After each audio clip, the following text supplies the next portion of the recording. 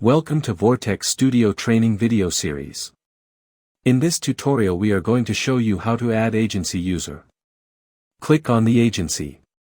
Now you are on the agency user page. Click on Add New User option. And fill all the required details like name, email, password. Now click on Create option and your agency user will show in Agency User section.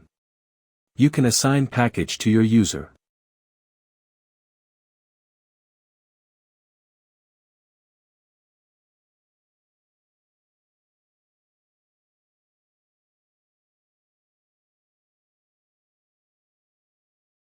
You can edit or delete your agency user anytime you want.